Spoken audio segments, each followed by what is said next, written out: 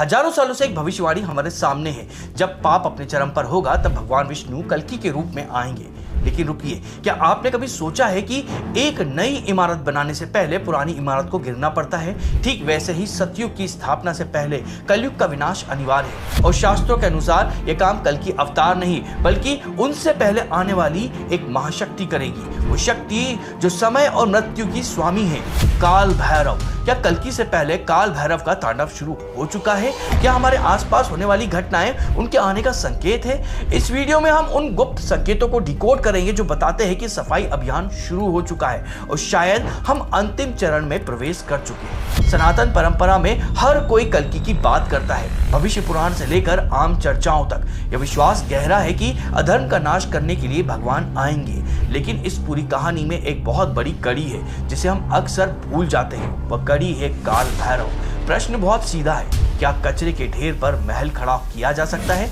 नहीं, पहले कचरे को जलाना पड़ता है। शास्त्रों और तंत्र विज्ञान के अनुसार कल्कि अवतार धर्म की स्थापना के लिए आएंगे। वो एक राजा की तरह नई व्यवस्था लागू करेंगे।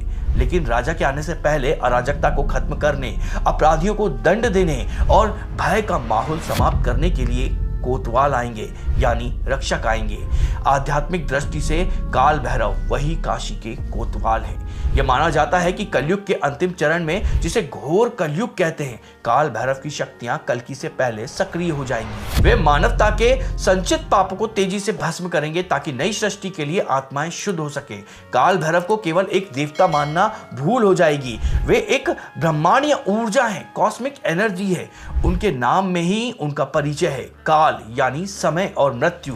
जब समय का चक्र बदलता है तो पुराने समय को समाप्त करना ही पड़ता है। तो क्या वो आ चुके हैं? क्या ऊर्जा सक्रिय हो चुकी है? बहुत से सिद्ध संत मानते हैं कि काल भैरव का अवतरण किसी शरीर के रूप में नहीं बल्कि समय के व्यवहार के रूप में ही हो चुका है। उनके 5 सबसे बड़े संकेत हमारे सामने हैं जिन्हें आप आज महसूस कर सकते हैं। सबसे पहला और सबसे स्पष्ट संकेत है समय का सिकुड़ जाना।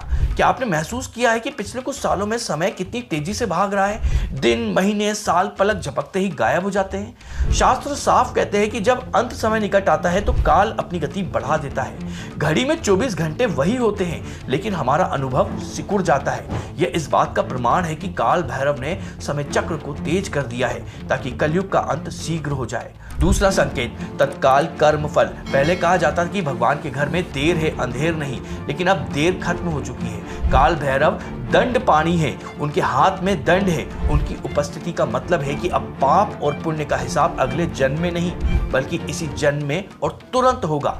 यह भैरवी न्याय है जो अब फास्ट ट्रैक पर चल रहा है। तीसरा संकेत है मानसिक अराजकता। आज पूरी दुनिया में जो अवसाद, चिंता और अचानक आता क्रोध दिखाई दे रहा है वह सामान्य नहीं है।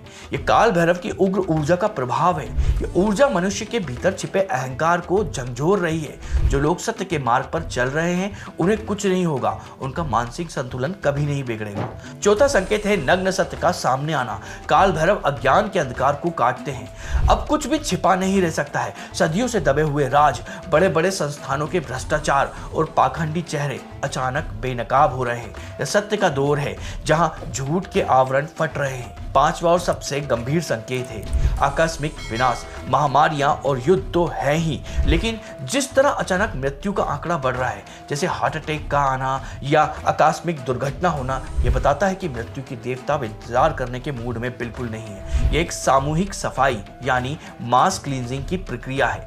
इन 5 संकेतों को देखकर एक बात साफ है, हम एक बहुत कठिन दौर से गुजर रहे हैं। काशी के शास्त्रों में इसे भैरवी यातना कहा जाता है।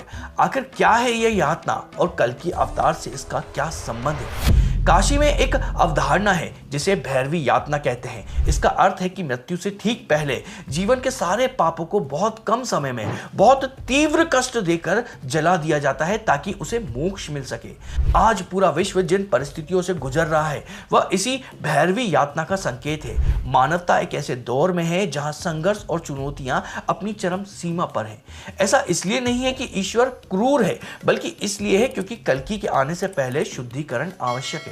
कचरे के ढेर पर महल नहीं खड़ा होता है, पहले कचरे को जलाना पड़ता है और काल भैरव वही अग्नि है जो इस कचरे को जला रहे हैं।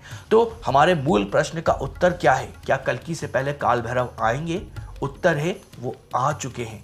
वे किसी घोड़े पर बैठकर नहीं आए हैं, बल्कि वे उस समय की गति में मौजूद हैं जो हमें कलयुग के अंत की ओर धकेल रही है। याद रखिए, कल की अवतार तो समाधान है, लेकिन काल भैरव वह प्रक्रिया है जिससे गुजरना अनिवार्य है। इस समय डरने का नहीं, बल्कि सजग होने का है। काल भैरव वो कोतवाल है जो नियमों का पालन करने वाले को सुरक्षा देंगे, लेकिन जो नियमों को तोड़ता है यानी अधर्म करता है, उसके लिए वह महाकाल बनेंगे। समय का चक्र अब अपनी अंतिम परिक्रमा पूरी कर रहा है और इस चक्र को घुमाने वाले हाथ स्वयं काल भैरव के हैं। अगर ये वीडियो पसंद आया तो इस वीडियो को लाइक करिएगा, हमारे चैनल को सब्सक्राइब करिएगा और साथ में अभी कमेंट को स्वैप करके एक हाइप नाम का ऑप्शन आया है, तो इस वीडियो को हाइप जरूर करिएगा। चलिए मिलते हैं किसी और वीडियो में, तब तक जय महाकाल, जय कल्की देव।